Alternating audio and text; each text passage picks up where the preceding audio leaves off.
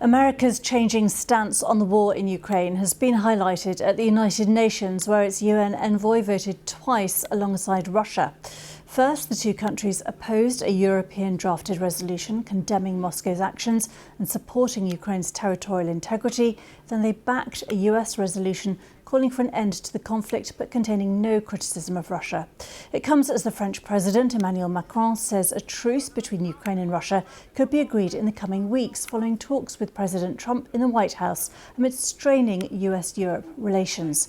He is the first European leader to visit since Trump's inauguration, ahead of the arrival of the UK Prime Minister Sir Keir Starmer on Thursday. Meanwhile, in France, two people have been arrested in relation to an arson attack on the Russian consulate in Marseille on Monday. Prosecutors called the pair major individuals. In Ukraine, air raid alerts have been sounded again today. Overnight, Poland deployed aircraft to secure its airspace after Russia launched strikes targeting western Ukraine. The BBC's Joe Inwood reports. In northern Ukraine, new troops are still being trained, even as the war enters its fourth year. The cost has been huge, but this country appears to be holding on. It's done so through the effort of men like Evhen, who says Ukraine is making more of its own weapons and will continue to do so. It's good to get help from abroad. Help won't last forever. It's here today, it might be gone tomorrow. And that point has been brought home by the dramatic change in US policy. Once Ukraine's greatest ally, Donald Trump has started repeating Moscow lies about Kiev starting the war. And so yesterday's visit of French President Emmanuel Macron to the White House had extra significance. Again, the relationship's been very special with France and very special with this gentleman on my right. They've always got on well, but there were points of disagreement. Europe is loaning the money to Ukraine. They get their money back. No, in fact, to be frank, we paid 60% of the total effort, and it was through, like the US, loans, guarantee, grants, and we provided real money, to be clear. And that was not the only crack in the transatlantic alliance. We need to reconfirm that the aggression should be condemned and discredited, not rewarded. In an extraordinary development at the UN, European countries and the US found themselves backing different resolutions on Ukraine, with America on the same side as Russia, Belarus and North Korea. While in Kiev, Ukraine's remaining allies took part in events to commemorate 3 years of war and talks aimed at ensuring the sacrifices they've made will not have been in vain. Joe Inwood, BBC News. Well, our Ukraine correspondent James Waterhouse gave more details about the reaction from Kiev to the talks between Macron and Trump. Well, we've had no specific reaction to a meeting between Emmanuel Macron and Donald Trump here. Instead, the focus has been on Ukraine's own rallying cry to its remaining allies as America throws the gauntlet down, really, challenges Europe to try and step up where it is less willing to do so. We're going to see Sir Keir Starmer follow suit, where he will visit Donald Trump in the White House to try and bridge a widening gap between Europe and America. So here, instead, we have seen a continuation, really, of military pledges, an announcement of new sanctions against Russia by the likes of the European Union, and I think it's a departure from the alignment we're seeing, certainly with the United Nations votes we've seen, with the softening of language from Washington. Here we are still seeing a country still at war, and its European allies trying to adopt a stronger stance as possible in the absence of America. But what's reflected, I think, by Emmanuel Macron and Sir Keir Starmer going to Washington is the fact that they still need America for a military assurance if fighting was to break out after a ceasefire was agreed here. But for now, it seems that more of Ukraine's closer allies are more willing to put boots on the ground, to send troops here to enforce some kind of ceasefire.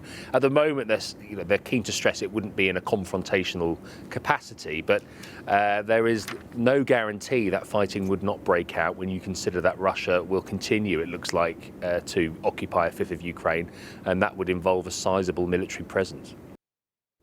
James Waterhouse there. Well, joining me now is political commentator, author and journalist Christine Ockrent. Thanks for being with us, Christine. It was fascinating to watch the public interactions yesterday with Macron and Trump. Just first of all, what did you make of the overall, the body language, the precise language from what we saw? Well, I think there was some effort on both sides to make it look, fairly friendly. No hostile confrontation. But it is obvious that the transatlantic gap is widening. And there was that very interesting moment where Donald Trump, as usual, being carried away by his alternative facts, said, oh, Europeans are getting their money back from Ukraine.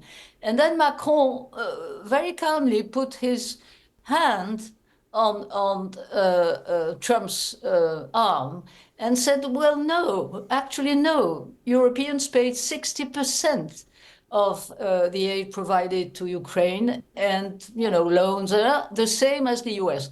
And that was the only moment where Trump was sort of slightly off balance. Not that it mattered much, because obviously he kept on repeating that the old style American diplomacy is over and he wants to do things afresh again. And as your correspondent pointed out, what is absolutely unbelievable is at the same time the US voting at the General Assembly alongside with Russia, Iran, and North Korea. I mean, but there is though potentially a deal coming, according to Trump, and quite a shift if what he said yesterday is true, that Russia would accept EU peacekeepers, because that is not what Sergei Lavrov said at the Saudi meeting, after the Saudi meeting with Marco Rubio. If that is the case, if Russia does accept that, and if Zelensky is going to travel to the US to sign a minerals deal in the next week or two, does it look likely that this war will stop? Well, there has been no commitment whatsoever on the American side yesterday that the US would provide the indispensable backstop to an European force, which wouldn't be a military engaged force. It would be there to actually confirm that the ceasefire is being respected on both sides. But if the US has such a strong financial interest in these rare earth minerals, they will surely ensure the security of Ukraine. Yes, but the irony is that most of these rare earth, lithium, and so on are actually in the Donbass, in the area actually controlled, in the Ukrainian area controlled by Russian troops. And so that's why Putin said yesterday, oh, wonderful, if actually the US pays for our exploiting those mineral resources. So you're right, that may be a point where Trump may think, well, if that's our investment, we might as well try and protect it. But it's all very illusional, because these rare earths, all these haven't been really explored. The map is still very vague. And as we all know, these minerals are extremely difficult to extract. So let's not put, the plow before the actual ceasefire agreement. I mean, that's really what matters. And the problem is that Donald Trump is using Vladimir Putin's wording. It is, again, absolutely... I can't even find the words. I think we're all absolutely flabbergasted by the U-turn of American foreign policy. Christine Ockrent, we will have to leave it there, but thank you so much for being with us.